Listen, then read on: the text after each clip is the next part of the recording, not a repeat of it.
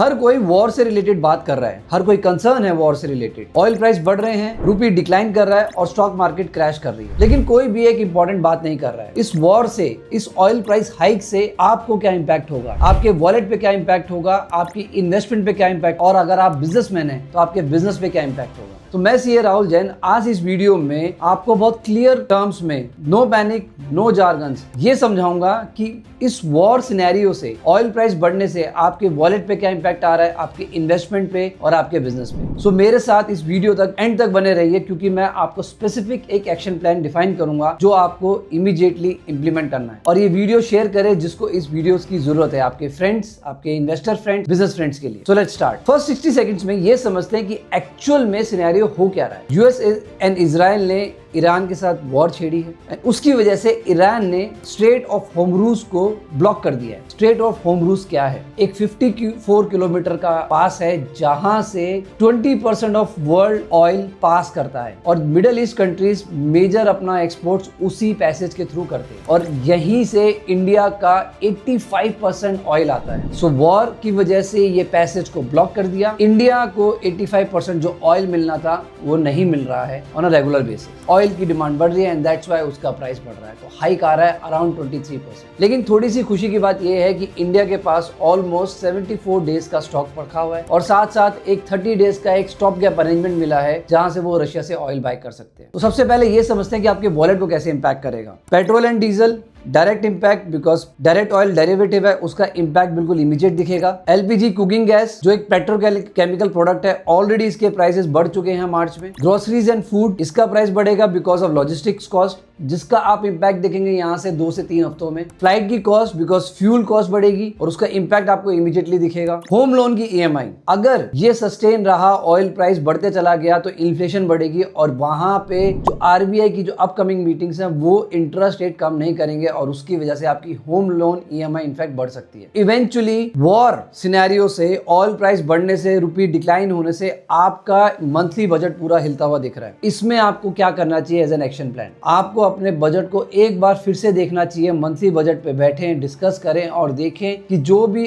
Unwarranted expenses हैं, जो आपकी डिजायर्स वाले एक्सपेंसेस हैं, उसको थोड़ा कम करें और तैयारी करें फॉर द नेक्स्ट 2-3 मंथ्स की जहां पे जरूरत वाली चीजों में आप उसको यूज करें एज कंपेयर टू आपकी डिजायर्स या एंटरटेनमेंट के लिए। तो ये एक डेडिकेटेड एक्शन प्लान है, आपको इमीडिएटली अपना मंथली बजट रिव्यू करना है। अब बात करते हैं आपकी इन्वेस्टमेंट की तरफ। अब वो बेनिफिट स्पेसिफिकली किन को दिख रहा है? जो ऑयल कंपनीज है, for example ONGC, defence company, because war है। अब उसी तरीके से जो जिन स्टॉक्स में डिक्लाइन जा रहा है, अगर आप वहां देखें, aviation companies, paint companies, fertilizer company, तो कुछ स्टॉक्स बढ़ रहे हैं, कुछ स्टॉक्स गिर रहे हैं। तो क्वेश्चन क्या आता है कि as a long term investor क्या मैं अपनी इन्वेस्टमेंट रोक दूं? Answer is no, a clear no, क्योंकि यही वो एक सिनेरियो बनता है कि यही वो एक अपॉर्चुनिटी बनती है जहां पे एसआईपी का मैजिक चलता है। क्योंकि एसआईपी एक रेगुलर इन्वेस्टमेंट होती है। जब मार्केट डिक्लाइन पे जाती है तब आपको यूनिट ज्यादा मिलती है, आपकी एवरेजिंग अच्छी हो जाती है, और इवेंचुअली जब मार्केट रिकवर करती है, जब ऐसा सिनेरियो खत्म हो जाता है, तो मार्केट जब अप जाती है तब आपका प्रॉफिट कंपाउंड करता है आपके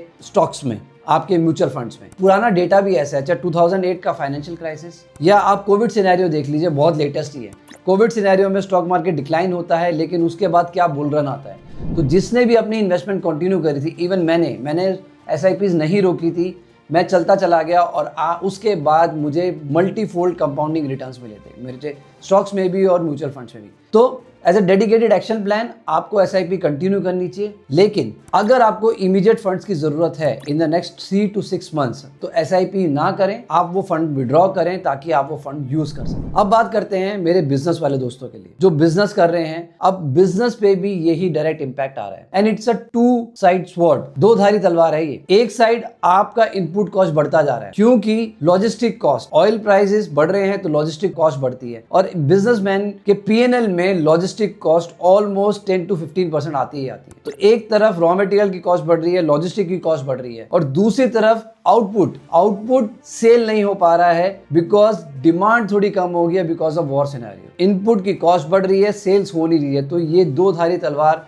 एक बिजनेसमैन को इंपैक्ट कर रही है। तो ऐसे कौन से बिजनेसेस हैं जिस पे इमीडिएट इंपैक्ट आ सकता है? Transport and logistic cost. Manufacturing में जो भी रॉ मटेरियल्स ऑयल से डिराइव्ड हैं, उसके प्रोडक्ट्स बाय प्रोडक्ट्स हैं, उस पे इम्पैक्ट आएगा, उनकी इनपुट कॉस्ट बहुत ज्यादा बढ़ जाती है। Restaurant cost, restaurant business, because वहां पे सिलेंडर एलपीजी सिलेंडर यूज हो रहा है तो उनका इनपुट कॉस्ट बढ़ जाएगा with in next 1 month. Retail and e commerce sector, उनका जो लास्ट में लॉजिस्टिक्स है क्विक कॉमर्स के लिए, वो कॉस्ट बढ़ती दिख रही है, तो वहां पे इनपुट कॉस्ट आएगी जो ऑब्वियसली एज अ कंज्यूमर को पास ऑन करी जा सकती है। सो पहला एक्शन प्लान क्या होना चाहिए, आपको इमीडिएटली अपने जो सेल्स कॉन्ट्रैक्ट है वो रिव्यू करो। जहां पे आपने जिसका फिक्स सेल प्राइस करा है और उसकी डिलीवरी 3 मंथ्स बाद है, आप इमीडिएटली उनको नेगोशिएट करें और अपना सेल्स प्राइस बढ़ाएं। सेकंड स्टेप क्या है, आने वाले जो भी कॉन्ट्रैक्ट्स आ रहे हैं, अगर आप सेल्स से रिलेटेड कॉन्ट्रैक्ट्स कर रहे हैं, उसमें एक इनपुट एस्केलेशन क्लॉज जरूर डालें ताकि ऐसे सिनेरियोज में आप अपना इनपुट कॉस्ट बढ़ा के सेल प्राइस बढ़ा सकें। थर्ड बात करते हैं, आपको इमीडिएटली अपने वेंडर्स को रीच आउट करना है, उन वेंडर से बात करें और अपने इनपुट कॉस्ट को फ्रीज करें और उनको कमिट करें कि मैं आपको इतना बिजनेस दूंगा, तो वो उनके लिए भी बेनिफिट होगा, विन विन सिचुएशन होगी। तो ये 3 एक्शन प्लान आपको इमीडिएट करने हैं एज अ बिजनेस ओनर। और साथ साथ ये ट्रैक करें कि गवर्नमेंट की एक्साइज पॉलिसी क्या है related to petrol and diesel. Likely है कि जिस तरीके से ऑयल प्राइस बढ़ रहे हैं, गवर्नमेंट शायद आपको कुछ रिलीफ दे पेट्रोल और डीजल के प्राइसेस में, जिस तरीके से ईयर 2022 में हुआ था, तो वो ट्रैक करें ताकि आपको उसका बेनिफिट मिले।